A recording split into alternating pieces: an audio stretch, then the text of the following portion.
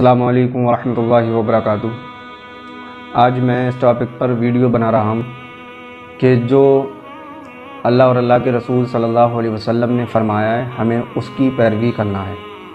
جو خلفائے راشدین کا عمل تھا اس چیز کو لے کر ہمیں آج تک وہی عمل کرنا ہے، ان سے ہٹ کے کوئی کام نہیں کرنا ہے۔ جو خلفائے راشدین نہیں کیا کرتے تھے وہ عمل ہمیں نہیں کرنا ہے، کیونکہ ہمیں اس سے ثواب تو ملے گا نہیں اور الٹا ہم گناہ میں داخل ہو سکتے ہیں، کیونکہ محمد صلی اللہ علیہ وسلم نے فرمایا میرے دین میں کسی نے بھی کوئی بھی نیا طریقہ شروع کیا تو وہ رد ہے۔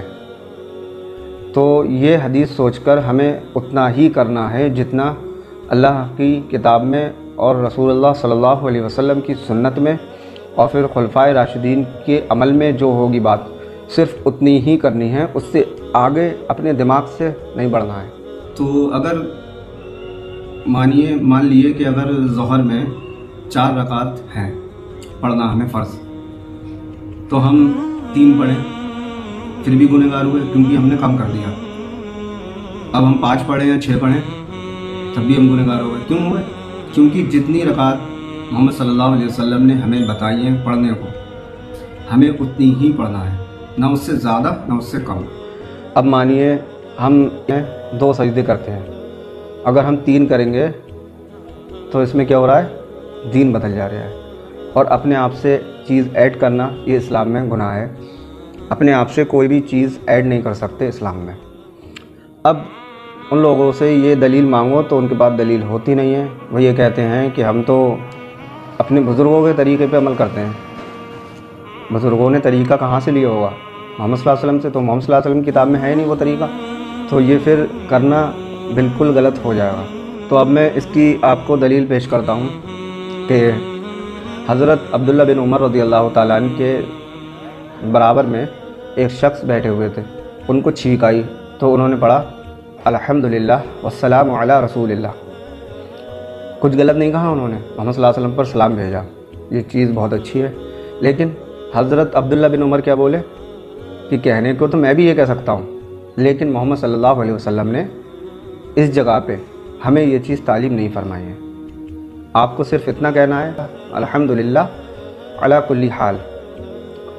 تو یہ چیز اگر اس زمانے میں ہوتے تو حضرت عبداللہ بن عمر پر بھی گستاخی کا فتویٰ لگ چکا ہوتا، لیکن آج کل یہ زمانہ ہے کہ اگر کچھ کہو تو پھر تم نبی سے محبت نہیں کرتے ہو۔ نبی سے محبت، ایک بات بتائیں کہ جو جلوس میں ایک ٹیمپو کے اوپر ہری پٹی باندھے ہوئے ایک لڑکا بیٹھا ہوا جس کو نماز بھی یاد نہ ہو، وہ انسان محمد صلی اللہ علیہ وسلم سے محبت کرے گا یا ایک سنت پہ عمل کرنے والا انسان محبت کرے گا؟ زبردستی کی لوگوں نے بنائی ہے فرقہ پرستی۔ تو ہمیں محمد صلی اللہ علیہ وسلم کی پیدائش کی خوشی اسی طریقے سے منانی ہے جیسا کہ محمد صلی اللہ علیہ وسلم مناتے تھے۔ اپنی زندگی میں پیدائش کی خوشی محمد صلی اللہ علیہ وسلم منایا کرتے تھے۔ وہ یہ ہے کہ محمد صلی اللہ علیہ وسلم سے پوچھا گیا کہ آپ پیر کا روزہ کیوں رکھتے ہیں؟ تو آپ صلی اللہ علیہ وآلہ وسلم نے فرمایا کہ میں اس دن پیدا ہوا اور اس دن مجھ پر پہلی وحی نازل ہوئی۔ تو جشن عید میلاد النبی اور جشن قرآن محمد صلی اللہ علیہ وسلم منایا کرتے تھے پیر کا روزہ رکھ کر۔ تو یہ ہماری تعلیمات ہے۔ اب اگر ہم محمد صلی اللہ علیہ وسلم سے محبت کرتے ہوں گے تو ہم محمد صلی اللہ علیہ وسلم کی تعلیمات سنتیں جو ہیں وہ ہم دوسروں کو پہنچائیں گے۔ محمد صلی اللہ علیہ وسلم کا کام کیا تھا؟ دین کو آگے بڑھانا۔ تو دین کو آگے بڑھانا یہ محمد صلی اللہ علیہ وسلم کی سی محبت ہے، اور اسی کو لے کر چلیں۔ جیسے ربیع الاول پر ہم لوگ میلاد کی محفل سے جائیں، اس میں قرآن کا ترجمہ پڑھ کے لوگوں کو بتائیں، محمد صلی اللہ علیہ وسلم کی حدیثیں بتائیں، اور نعتیہ اشعار پڑھیں محمد صلی اللہ علیہ وسلم کی شان میں، صرف شرکیاں نہ ہوں، وہ اشعار محمد صلی اللہ علیہ وسلم کی شان میں ہوں، تو یہ چیز بہت اچھی رہے گی۔ تو میں یہ بات کیوں کہہ رہا ہوں؟ کیونکہ محمد صلی اللہ علیہ وسلم سے مجھے محبت ہے، اور جو محمد صلی اللہ علیہ وسلم کی تعلیمات ہے میں وہی بتاؤں گا، اور میں ریفرنس بھی لگاؤں گا، جسے شک ہو وہ پڑھے آرام سے۔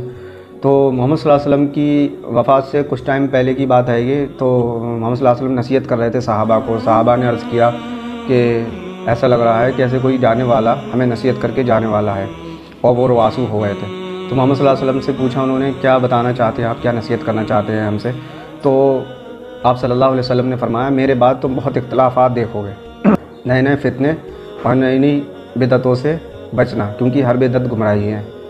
تو محمد صلی اللہ علیہ وسلم نے فرمایا کہ میری اور میرے خلفائے راشدین کی سنت کو داڑھ سے دبا لینا، یعنی کہ مضبوطی سے اس پر عمل کرنا اور اس کے علاوہ کچھ مت کرنا۔ بدعت کیا ہوتی ہے؟ جو دین میں خود سے داخل کری گئی ہوں چیزیں، اس کو کہتے ہیں بدعت۔ تو ہمیں صرف اتنا ہی کرنا ہے۔ یہ میں نے مفہوم پیش کرا ہے، بہت لمبی حدیث ہے، یہ مفہوم پیش کرا ہے اس حدیث کا۔ تو یہ حدیث آپ لوگ پڑھیں اور آپ کو پتہ جبھی چلے گا کہ کون سی دین میں کون سا نیا کام ہے۔ جب تک آپ نالج نہیں لیں گے تب تک آپ کچھ نہیں کر پائیں گے۔ نالج لیں آپ اسلامک۔